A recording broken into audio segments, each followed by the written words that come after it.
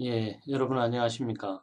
지난 시간에 이어서 제8편 상표 등록 요건에 대한 강의 이어가도록 하겠습니다. 앞선 시간에 그 상표법 제7조 상표로 등록받을 수 없는 것에 대해서 살펴보고 있는데요. 제1호에서 총 17호까지가 있다고 말씀드렸죠. 제1호에서는 대한민국의 국기, 국장, 군기 등 그 공공에 관련된 부분의 동일 또는 유사한 표장을 사용하는 경우에는 상표로 등록받을 수 없다라는 내용을 가지고 살펴보았고요. 다음번으로는 제2호에서 4호까지의 내용으로 이번 시간에 살펴보도록 하겠습니다. 여러분들 이 상표관리 과목과 관련해서 물론 다른 과목도 마찬가지겠습니다만 강의 수강 이후에는 아마 평가를 받게 되는 것으로 되어 있는데요. 본 강의에 대한 말미에 충분히 여러분들이 상표 관리 과목과 관련한 문제를 풀 수 있도록 제가 충분히 설명해 드릴 예정이니까 시험 때문에 최소한 스트레스 받지 않도록 각별하게 관심을 내용에만 가져주시기를 당부드리겠습니다. 사실 이 자격증이라고 하는 것은 자격증을 갖고 있어서 독이 되는 경우도 있고 혹은 도움이 되는 경우도 있다라고 강사는 생각을 하고 있습니다. 가끔씩 섬유 패션 기업의 어떤 인력 채용과 관련한 면담을 하거나 면접관으로 자리하는 경우가 가끔 있는데요. 보유하고 있는 자격증과 관련해서 적지 않은 질문과 그에 대한 적지 않은 당황하는 후보자들을 또 지원자들을 많이 보게 됩니다. 여러분들도 지금 이 브랜드 자산 관리사를 수강하고 있으면서 뭔가 하나의 자격을 취득하는 데만 목적을 두는 것이라면 지금 이 자격증에 대한 내용을 다시 한번 상기해 보는 기회가 되기를 바랍니다. 왜냐하면 자격증이라고 하는 것은 흔히 단순하게 갖고 있다고 해서 산업계나 실제의 경제계에서 인정해 주지는 않습니다.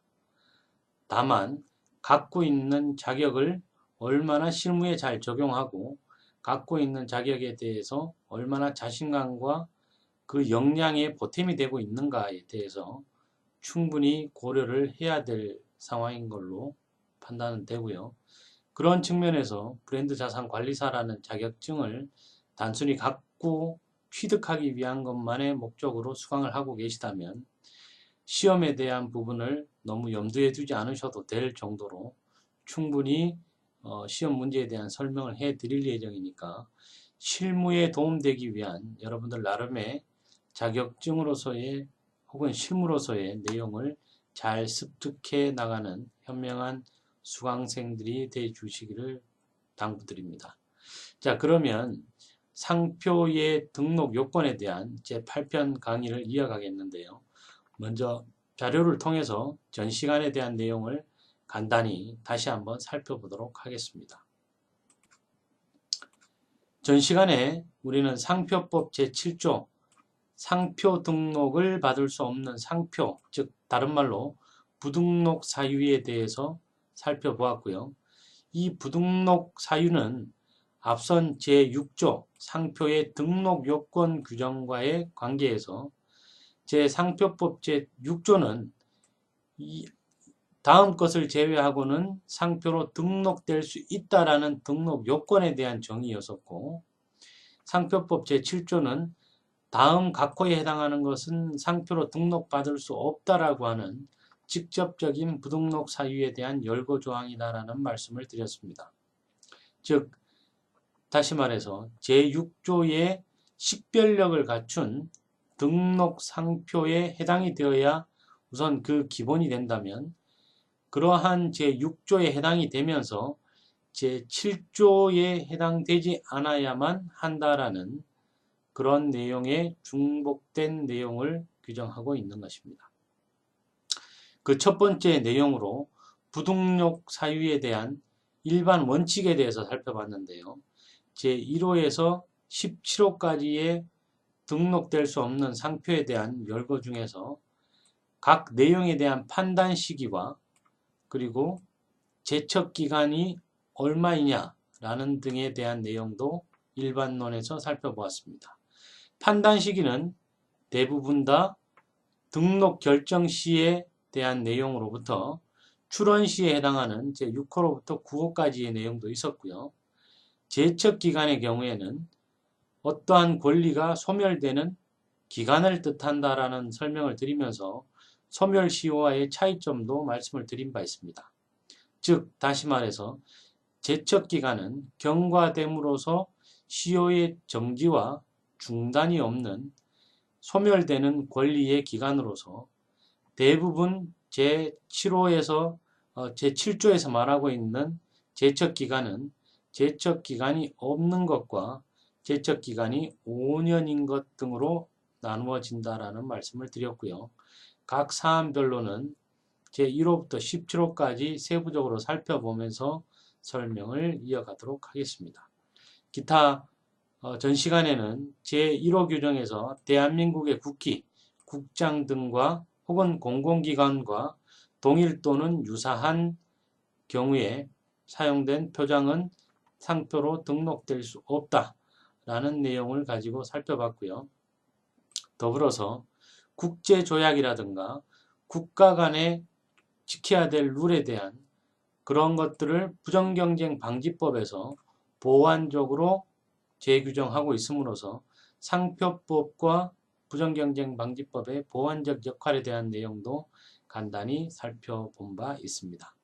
그럼 오늘은 제2호에서 4호까지의 상표로 등록될 수 없는 사항에 대해서 다시 살펴보도록 하겠습니다. 여러분들 교재 88페이지에서 146페이지에 대한 내용이 되겠고요. 전 시간에 말씀드린 것처럼 상표 관리에 대한 교재를 갖고 있지 않더라도 상표법 조문을 가지고 충분히 강의 내용을 정리해 나가시기를 바라겠습니다. 자, 오늘부터는 상표법 조문과 교재 내용을 가지고 충실히 살펴보도록 하겠습니다. 먼저 이번 시간에 제7조 제1항 2호에 대한 내용을 살펴보도록 하겠습니다. 자료를 보시죠. 먼저 제2호는 국가 등 권위를 보호하고 사자, 즉 고인의 인격을 보호하는 것을 목적으로 규정을 하고 있습니다. 이 2호의 취지를 기본으로 해서 그 내용을 살펴보면요. 먼저 적용 요건은 국가, 인종, 민족, 공공단체, 종교 등이 그 적용이 되고요.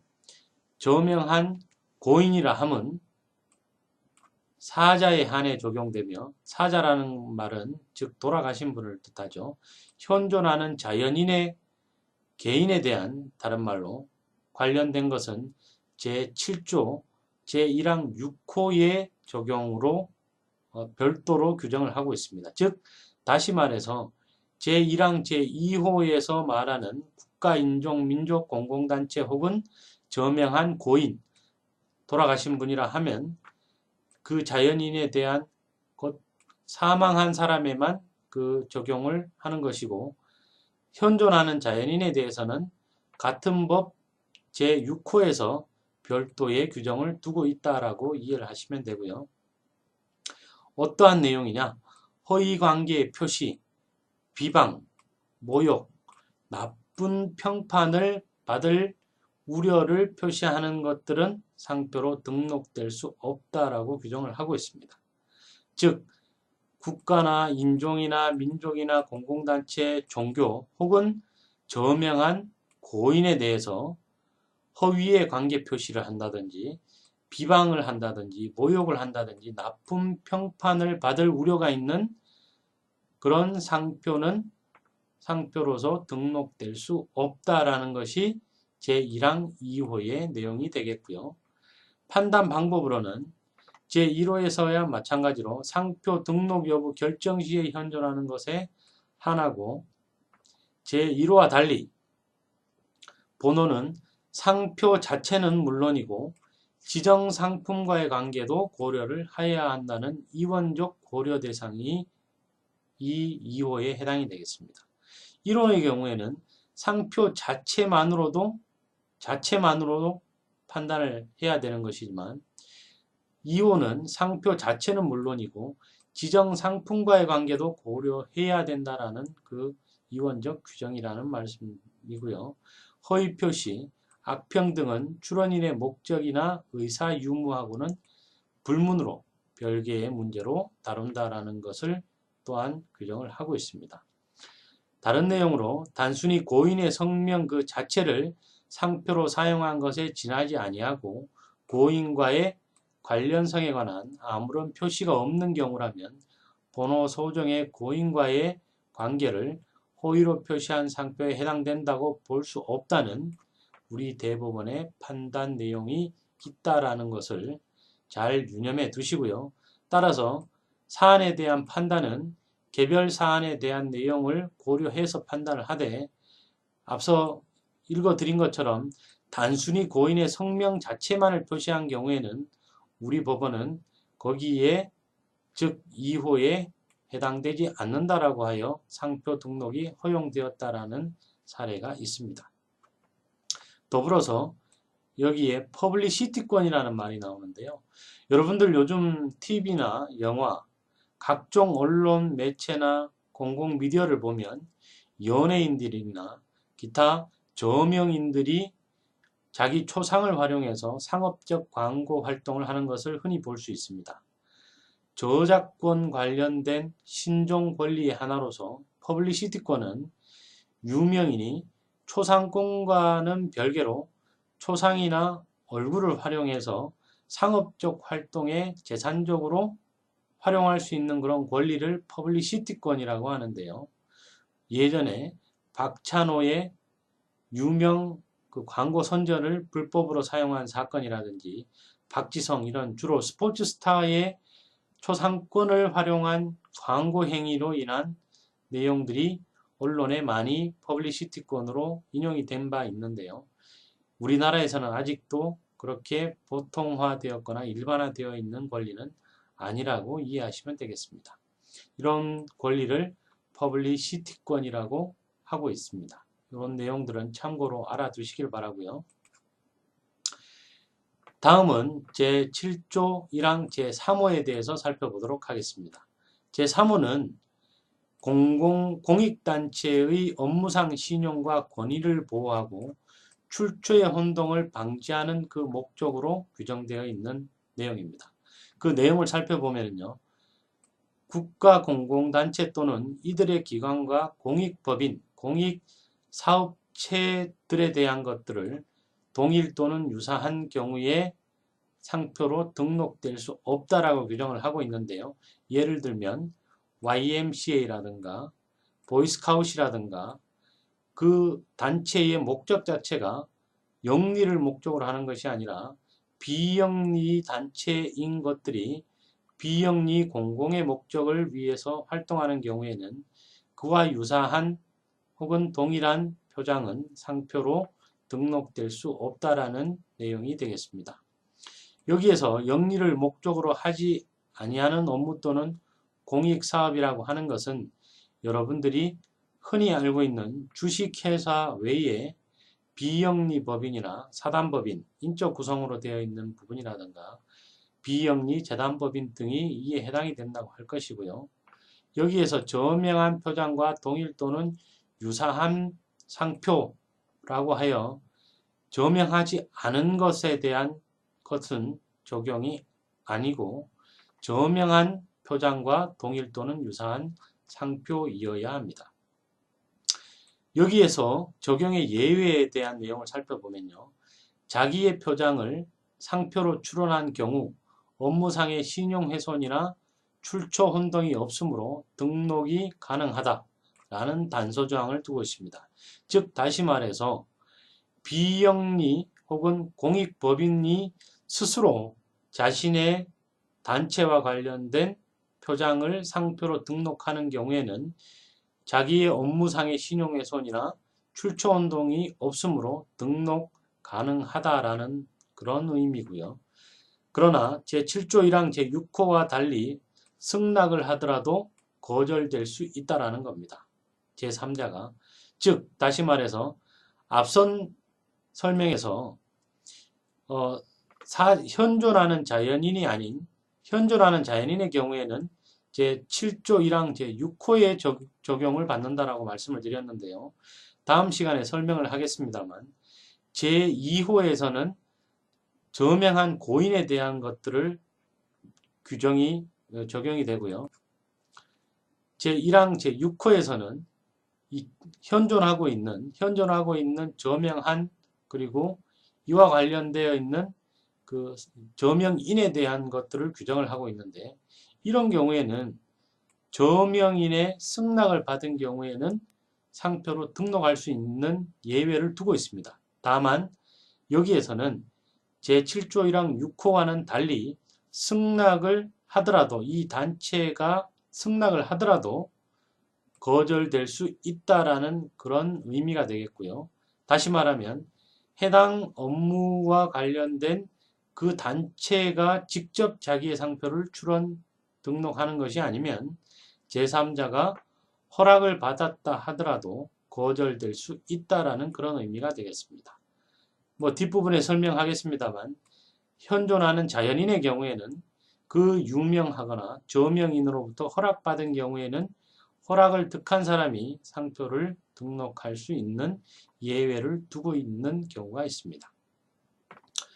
이 사무에 대한 판단 내용으로는 상표 등록 여부 결정시를 기준으로 마찬가지 판단을 하고 있고요. 출원 상표의 지정 상품과 공익단체 등의 업무와 경제적 결연 관계가 있어야 하는지에 대해 이러한 관계를 불문하고 본호를 적용할 수 있다는 것이 주류 판례의 태도라고 이해를 하시면 쉽겠습니다. 자, 여러분들 제3호에서 공익단체의 업무상의 신용과 권위보호, 출처혼동 방지에 대해서는 기준과 내용을 명확히 인식을 하셔야 됩니다. 여러분들이 주로 많이 취업하고 있는 것이 단체나 조합, 이런 협단체에 많이 취업과 근로활동을 하는 경우들이 많은데요.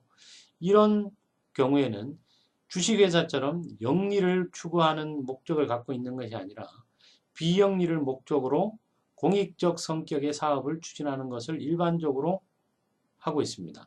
이런 경우에는 제3호에 대한 내용들을 명확히 인식함으로써 자기 상표에 대한 것들을 스스로 출원하는 경우에는 이런 상표 등록 받을 수 없는 예외 조항이 해당이 되어 상표 등록을 받을 수 있는 반면에 허락을 받는다고 하더라도 이런 경우에는 상표 등록을 받을 수 없고 특히 저명한 현존하는 자연인이 아닌 저명한 고인의 경우에 그 명칭을 사용하는 경우에도 이 3호에 해당이 되어서 허락을 받는 개념이 아닌 사용할 수 없는 상표로 이해를 하시면 되겠습니다. 자, 다음은 제4호에 대한 내용인데요. 제4호는 이 내용에 대한 조문을 다 같이 보시면서 그 내용에 대한 것을 한번 파악해 보도록 하겠습니다. 먼저 자료를 보시면 상표 그 자체 또는 상표가 상품에 사용되는 경우 수요자에게 주는 의미와 내용 등이 일반인의 통상적인 도덕관념인 선량한 풍속에 어긋나거나 공공의 질서를 해칠 우려가 있는 상표는 상표 등록을 받을 수 없다라는 조항이 바로 이 제1항 제4호에 대한 내용이 되겠습니다. 그 내용을 자료를 가지고 하나하나 살펴보면요. 심사 실무상 공서 양속을 해야 할 염려가 있다고 본 예를 보면 저명한 타인의 저작물을 침해하는 상표, 또한 타법에서 규정에 의하여 사용이 금지되는 상표, 형사상의 범죄 용어나 공중도덕 감정을 저해하는 상표, 사이비 종교, 미신조장, 국민 간의 불신과 지역 감정을 조장할 수 있는 상표, 이런 것들을 흔히 제4호에서 말하는 공서양속을 해야 할 염려가 있다고 본 실무상 심사의 예라고 이해하시면 되고요. 이러한 제4호에 대한 판단은 판단 기준에 있어서 일반 수요자의 평균적 인식기준. 여러분들 상표에서 일반 소비자, 대중, 그리고 평균적 수준, 평균적 인식 수준 등에 대한 것들은 수차 언급된 바 있는데요. 사후의 판단 기준도 마찬가지로 일반 수요자의 평균적 인식 수준에 따라 결정되며 마찬가지 1호에서 3호와 마찬가지로 상표 등록 여부 결정 시를 그 판단 기준으로 삼고 있습니다. 사회의 거래 실적 및 도덕관념의 변화에 따라 상대적으로 판단을 하고 있고요. 판단 방법에는 공서 양속에 위반되는 부분이 부부기적인 부분인 경우에도 본어에 해당이 된다. 즉 부분적으로 해당이 되더라도 여기에 해당이 된다라고 이해하시면 편하고요. 상표의 구성 자체가 공서 양속에 반하지 않는 경우라도 그 상표를 지정 상품에 사용하는 경우에 공서 양속에 반하면 본호에 해당이 된다. 즉 예를 들면 부적을 신사복이나 아동복 등에 사용하는 경우에는 이런 경우에 해당이 되어서 즉 상표로 등록될 수 없는 것이고요. 우리 판례에서도 누드 텍스트라든가 우리은행의 경우에는 적용되는 것과 적용되지 않은 판단의 사례가 있습니다. 타인의 상호를 상표로 사용하였다고 해서 반드시 공서양속에 반한다고 할 수는 없다라고 판단한 대법원의 판례가 있는데요. 이것은 이 제4호에 대한 판단과 별개로 또 다른 내용의 분쟁이 야기될 수 있는 영역이기 때문에 단순히 제4호에 근거한 내용으로는 이러한 사례가 있다라는 정도로만 이해를 하시면 되겠습니다. 다음으로 제7호, 제1항, 제4호의 적용 여부가 문제되는 경우는 어떤 것이 있는지 살펴보면요. 인용상표의 주지저명 여부에 따른 모방상표에 대한 제7조 1항 4호 적용 여부에 대한 대법원은 저명하지 않은 주지상표에 대해서 제4호의 적용을 인정치 않았다라는 것입니다. 눈높이 학습지 사건에서 그런 대부분의 판례가 형성된 부분이 있는데요. 이러한 케이스에 대한 내용들은 실제로 개별 사안에 대한 판단별로 차이가 있으므로 여러분들은 이런 것들이 있었다라는 정도로만 이해를 하시면 편하겠습니다. 경제적 결령 관계에 있는 자의 모방상표 출원에 있어서도 인용상표가 주지저명하지 않은 경우에는 제7조 1항 4호 적용을 부정한 것이 우리 특허법원의 판단 내용이 되겠습니다. 앞선 시간에 주지와 저명에 대한 설명을 한 바 있습니다. 그죠? 잘 알려지고 유명한 것을 우리는 흔히 주지저명하다라고 이해를 하면 된다라는 말씀을 드렸습니다. 끝으로 모인 출원하여 등록된 상표권을 모인의 대상이 된 상표의 선사용자에게 행사하는 것은 부정경쟁 행위를 목적으로 한 것으로서 상표권의 남용이 인정되는 경우가 있었습니다. 사임당 가구 판례에서 이런 사례들이 있었는데요. 이런 비제반호 사건이라든지 여러 판례에 대해서는 각 호에 해당되는 내용들을 여러분들이 충실히 알아두심으로써 나중에 비교할 수 있는 그런 기준이 된다 하겠습니다. 저명한 고인의 성명을 모방한 상표에 대한 제4호 적용 여부는 여러 내용들이 있으며 이런 내용들을 참고로 알아두시면 편하겠습니다. 지금 여러분들은 상표로 등록될 수 없는 내용들을 살펴보고 있는데요. 여러분들이 실무에서 어디에 종사하느냐에 따라서 본인이 몇 호의 적용에 대해서 관심 가져야 하는지 그 기준이 명확해지기 쉽습니다. 따라서 1호에서 4호까지의 공익적 기관에서 근무할 수 있는 여러분들이 있다면 그런 내용들은 그 기준을 충분히 이해하시기 바라고요. 다음 제9편에서는 마지막으로 제7호, 제1항 5호에서 9호에 대한 내용을 제3장 개념으로 살펴보고 다음번에 이어서 제10장에 대한 부분도 등록 요건에 대해서 살펴보도록 하겠습니다. 오늘 대단히 수고하셨습니다.